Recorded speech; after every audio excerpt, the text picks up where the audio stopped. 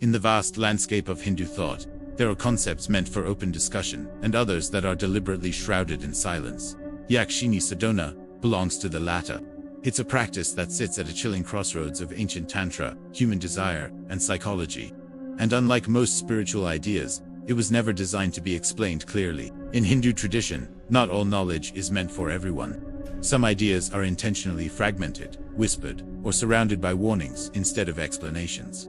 Yakshini Sadhana is one of the most persistent of these shadowed concepts. To understand why it's so feared, we first need to look at how Hindu philosophy views human life. Life is guided by four aims: dharma, righteousness; artha, material wealth; kama, desire; and moksha, liberation. While dharma and moksha aim for balance and freedom, artha and kama deal with the world of our senses and material experiences. Yakshini Sadhana is believed to emerge when kama desire is pursued without the guiding hand of dharma. It's what happens when desire is intensified without any restraint, creating a dangerous imbalance.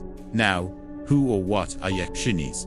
Early texts describe them not as demons or ghosts, but as liminal beings. They are connected to forests, lakes, crossroads, and thresholds, places that are neither fully human nor fully wild. Symbolically, these spaces represent the state of mind that is caught between control and surrender. This is crucial because the lore says Yakshinis don't respond to fear or even devotion. They respond to one thing: sustained, unwavering attention. In Tantra, attention is a form of energy. Where your attention flows, your identity follows. The danger of Yakshini Sadhana, according to belief, is that it trains your attention to turn inward but doesn't dissolve the ego. Instead, it creates a void, a vacuum that something else can step into and occupy. There's an ancient warning that says practicing Tantra without a guru is like playing with fire without any way to contain it.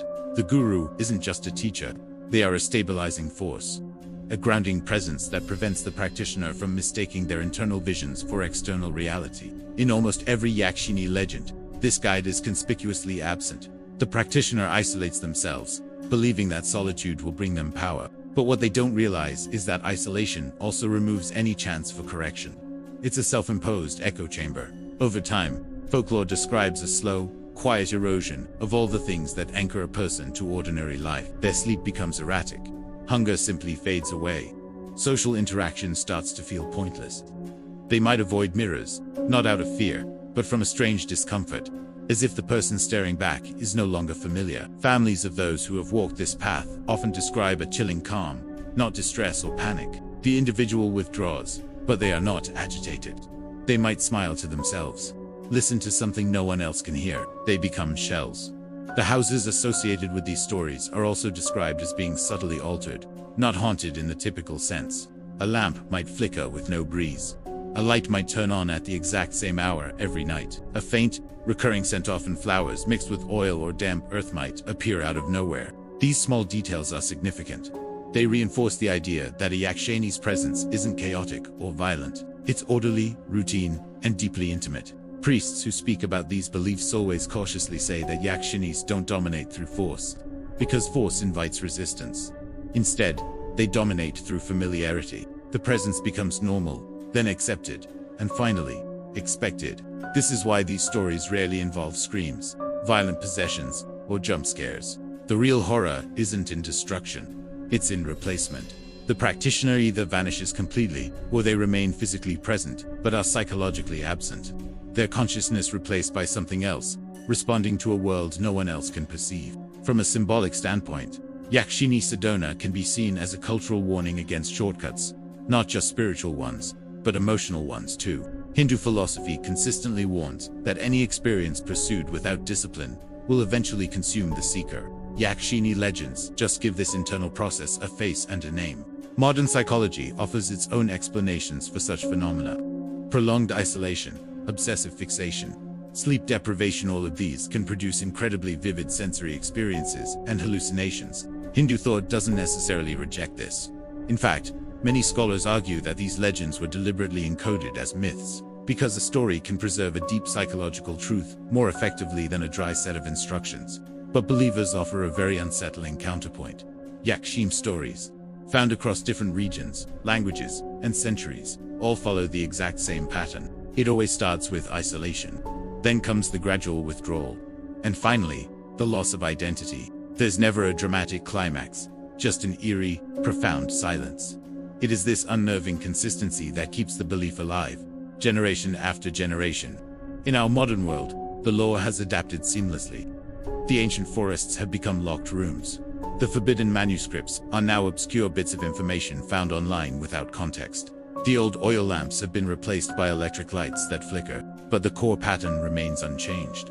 The individual turns inward, detaches from ordinary life, and becomes increasingly attentive to an unseen, unheard presence.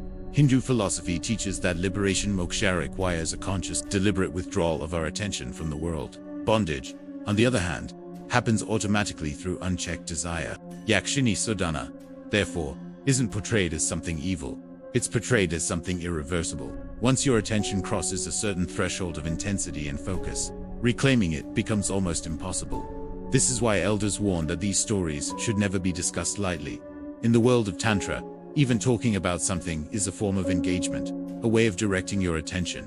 And engagement is always the first step. So whether you interpret Yakshinis as literal beings, as psychological archetypes, or as symbolic guardians of spiritual boundaries, their role in folklore is always the same.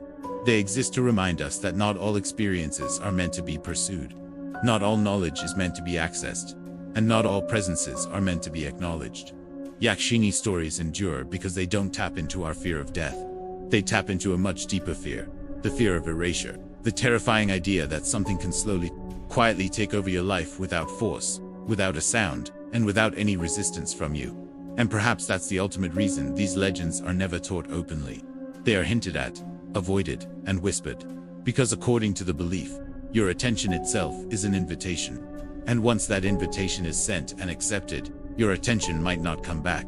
In the lore of the Yakshini, the greatest danger isn't being attacked, it's being accepted. And once you are accepted, something else begins to live your life for you. Thanks for watching, and if you found this exploration interesting, consider subscribing for more deep dives into the world's hidden knowledge.